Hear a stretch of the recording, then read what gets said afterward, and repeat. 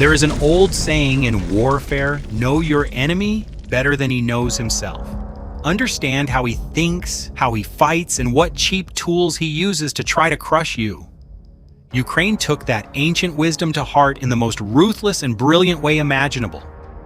Ukrainian engineers captured one of Russia's simplest and most dangerous weapons, tore it apart piece by piece, rebuilt it from the ground up, made it faster, stronger, more reliable, and deadlier, then began unleashing it back against Russian soldiers with devastating effect. This is the explosive story of the Russian Molniya, Thunderbolt, and its Ukrainian twin, the Blyskavka, Lightning. Ukraine captured the Russian Thunderbolt and unleashed the Lightning just days later. But here's the real mystery. How did a volunteer engineering network outpace the entire Russian defense bureaucracy in just 11 days? Is speed now more lethal than raw industrial power? There is something hunting Russian soldiers, and it costs just $800. It isn't made of stealth composite or billion-dollar tech. It's made of plywood and vengeance. Ukraine didn't just study the enemy. They dissected Russia's simplest weapon, found its soul, and corrupted it. Meet the Blyskavka, an $800 wooden phantom that turns $5 million tanks into steel coffins. Russia built a hammer to crush a nation. Ukraine just sharpened that hammer into a surgical blade. While the Kremlin stares at its radar, the Lightning is already in the room. And by the time they hear the buzz, it's already too late. We are witnessing the most insane ROI in military history. If a single $800 wooden drone can vaporize a $5 million T-90 tank, does the age of heavy armor end today? Or is Russia simply too slow to survive this scrap metal revolution? Spring 2024. Russia deploys a cheap weapon built from scrap, and it changes the battlefield overnight. Russian forces built this fixed-wing kamikaze drone from literal scrap. Plywood, plastic, aluminum tubes, and cheap Chinese electronics bought off the shelf. Assembled in small workshops that looked more like furniture factories than defense plants, the Molniya represented the ultimate cheap mass production weapon. It carried just enough explosives to cause real damage at medium-range flying at speeds of up to 60 miles per hour, and striking targets up to 30 miles away with a payload of 7 to 12 pounds. Dual wing-mounted propellers gave it better stability when loaded, and it could deliver fragmentation warheads, thermobaric charges taken from infantry rocket systems, or heavy TM-62 anti-tank mines powerful enough to collapse buildings or destroy entire logistics hubs.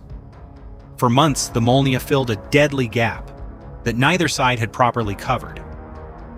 Short-range FPV quadcopters were lethal but limited in distance. Heavy bomber drones like the Nemesis and Vampire were expensive and reserved only for high-value targets. Long-range strategic strikes were costly. But the middle distance, 20 to 30 miles behind the front, had become a dangerous dead zone, where artillery struggled to hit precisely without exposing itself to counter-battery fire, and cheap drones could not reach far enough. The Molniya changed that equation overnight. Russian operators launched these plywood killers from simple catapults, sending them low and fast over Ukrainian positions. They slammed into troop concentrations, supply trucks, dugouts, and command posts with terrifying regularity. For a while, Russian commanders believed they had found the perfect cheap hammer to grind down Ukrainian defenses without burning through expensive munitions. Ukrainian forces watched every move closely, captured multiple specimens on the battlefield, and immediately went to work in a furious race against time. What followed was one of the most impressive reverse engineering operations of the entire war. Ukrainian engineers identified every single weakness in the Russian design. Components held together with hot glue that melted in summer heat. Complicated multi-person launch procedures that failed under combat pressure, and inconsistent assembly that caused mid-flight crashes. They fixed them all with cold determination. The result is the Blyskavka, a significantly improved and far more lethal Ukrainian version, now striking terror into Russian lines. Built by the company Vyry Drone, the Blyskavka costs around $810 per unit, yet outperforms the original in almost every critical area. Structurally reinforced with 3D printed parts that handle extreme temperatures and repeated use, it features standardized connectors for rapid field repairs. The launch system is fully automated.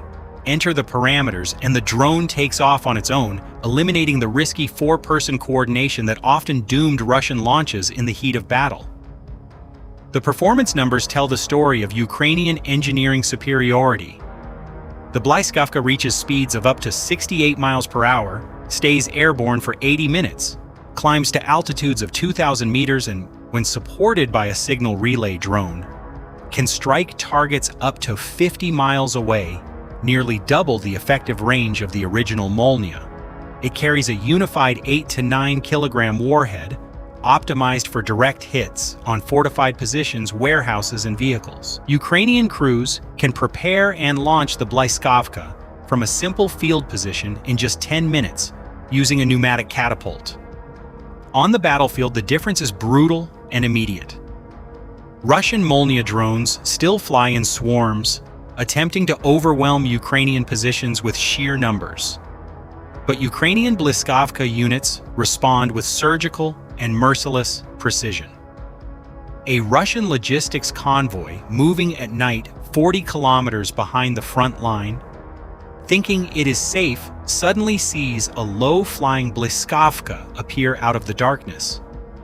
Guided by real-time video, it locks onto a fuel truck or ammunition carrier and slams home. The explosion lights up the sky as secondary detonations rip through the column. Russian soldiers scramble for cover, while Ukrainian operators sitting safely kilometers away behind screens and Starlink links watch the strike unfold in high definition and immediately retask the next drone. This is not an isolated success. Over 60 Ukrainian defense units now field the Blyskavka. Production has scaled to thousands per month. At the Defense Tech Valley Summit in autumn 2025, Vyary unveiled the Blyskavka alongside other platforms, including the Sokhil reconnaissance UAV and the heavy payload Jankoi unmanned ground vehicle, capable of carrying over 1,000 pounds. Ukraine is not building single weapons in isolation. It is creating an entire ecosystem around one ruthless philosophy: identify the gap, fill it cheaply, and deploy it at mass scale before Russia can react. Of course, the Blyskavka has limitations. As a fixed-wing platform, it lacks the agility of FPV quadcopters. It cannot hover, cannot easily abort mid-mission, and struggles in high winds or thick fog. Operators sometimes wait out weather fronts before launching.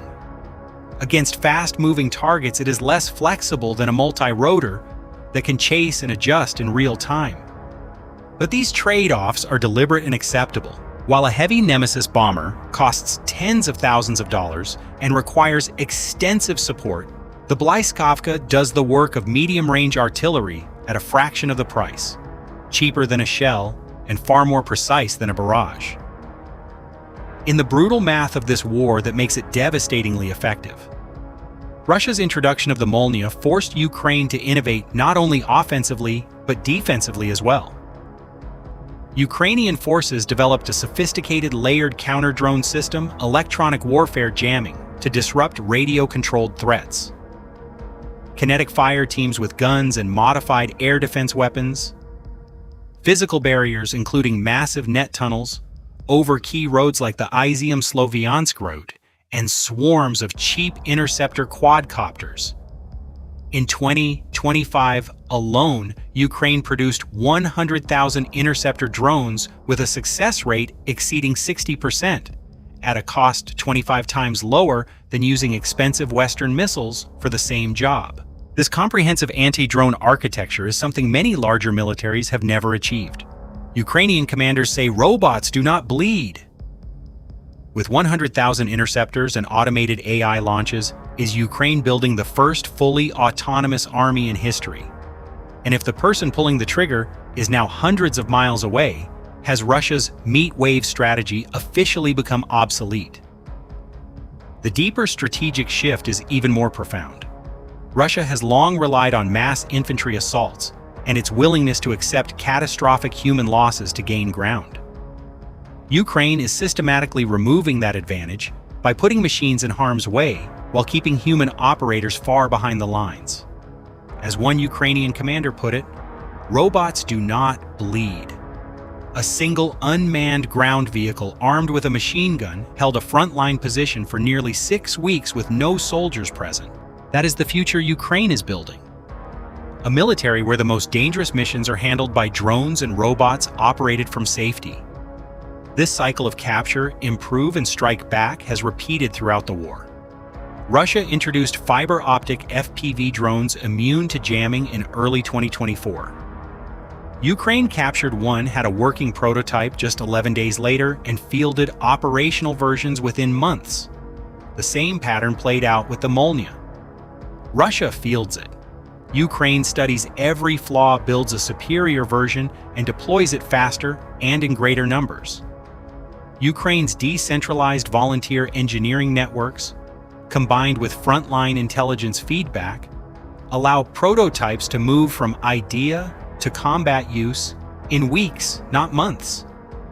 Russia's centralized bureaucracy simply cannot match that speed. Right now, Ukraine holds the edge in this deadly technological arms race. Improving on a proven enemy design is always faster than inventing from scratch. And Ukrainian engineers have become masters at picking up what Russia drops and handing it back harder, sharper, and deadlier. Dear listeners, exactly at this moment the big question hits home. How long can Russia keep throwing cheap drones forward when Ukraine keeps turning those same weapons against them with superior engineering and ruthless efficiency?